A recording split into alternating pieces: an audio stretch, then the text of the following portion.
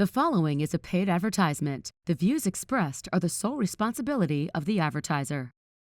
I'm attorney Justin Clark. Coming up just ahead on You Have Real Estate. This year for real estate for your family, is it a year to stay in the house you are in, or is it a year to sell and buy something different? It's all just ahead. It's You Have Real Estate. Your debt does not have to control your life. You have the power to potentially lower or even eliminate your debt. I'm attorney Justin Clark. Call me now for a free consultation or visit youhavepower.com and take back control of your financial life.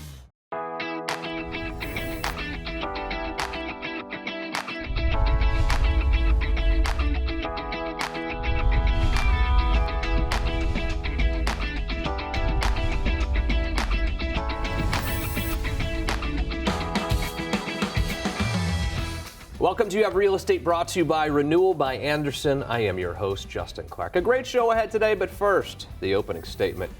It's a new year, same commitment to you. If you own real estate and you're thinking about selling this year, the first thing that you need to know is what your house is worth. I do not trust the search engines to give you an accurate valuation of your home. I do trust our team here at You Have Real Estate who will come to your house. All you have to do is call the phone number on the screen, 407-205-0400, and we will come to your house and tell you this is what we think your house is worth, so you can make good decisions about whether it's time to buy, sell, upsize, downsize. But also this year, a lot of you have gotten into interest rates that are pretty high. You remember back in the days when they were even 2.5%, 3%, everything was great interest rate wise, but over the last couple of years they've gone up significantly. Well, the good news is they have come down a little bit as well. We will challenge your mortgage interest rate. All you have to do is call the same phone number, tell us what your rate is, and we'll tell you if we think you can get that rate lowered. 407-205-0400. No cost whatsoever to you. Now, the opening statement. 2026, is that right already? 2026 is upon us. Almost hard to believe.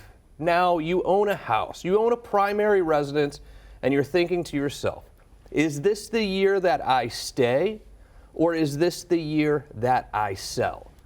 Wonderful question, a question that we're going to answer by asking real questions. Kick it off today. Two of the most beautiful in real estate, let's be honest. Vivian Lehman's here, Holly Kroll is here. Hi guys, how are you? Hi. I'm serious. I mean, your husband's here, and I know your husband, so I can say that.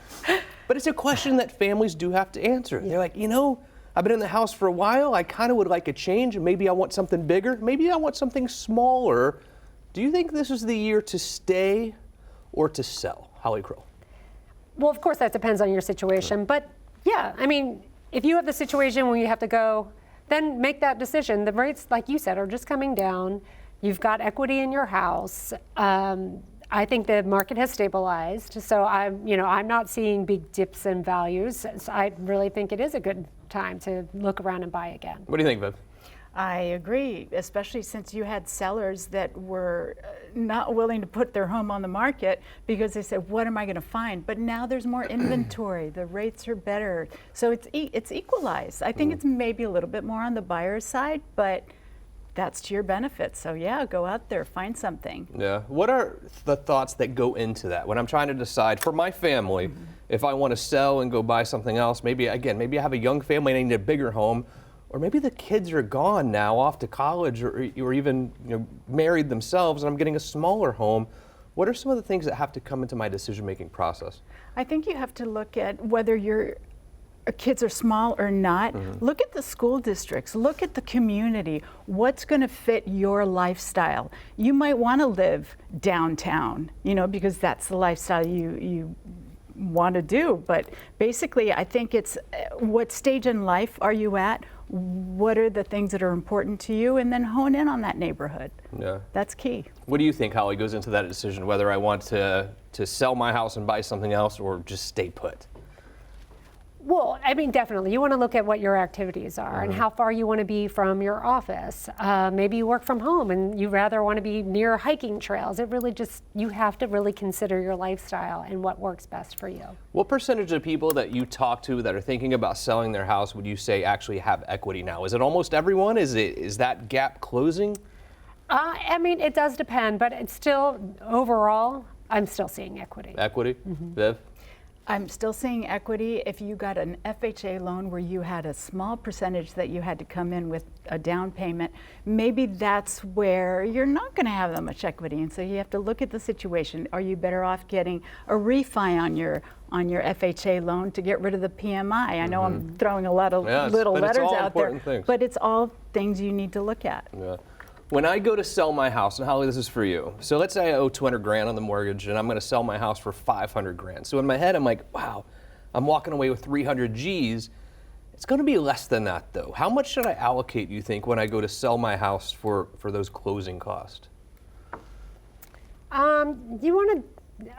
Is there a certain percentage I'm looking for? I mean, you could, 1 to 3%, but you can also ask, a lot of times those sellers are going to cover. You can make a deal and they can cover those closing costs. Even though you have a lot of equity, you might want to use that equity to do improvements for the new house. So again, it's not a cut and dry answer because it's really like, okay, now that you see the house, you're like, what are we going to do? Maybe we want to hold back on some of that cash because we don't have to put 20% down anymore. Right. We can use that. We can, have the seller contribute. So there's lots of things you can do. So on a regular, let's say, $400,000, $500,000 home that I'm buying for my family, what is a normal down payment that I'm going to have to put down? And I don't want to put a ton of money into it. I don't want to put a huge down payment. What is kind of normal? You have some conventional loans right now that you can even do 3% Wow. down. Again, you're going to get hit with PMI because you're not putting 20% down, but you can certainly go down that road, or FHA, which is 3.5% down. PMI, huh? PMI. Let's talk about that. PMI, does that really protect you? Or are you actually paying money out of your pocket to protect someone else as you have real estate continues?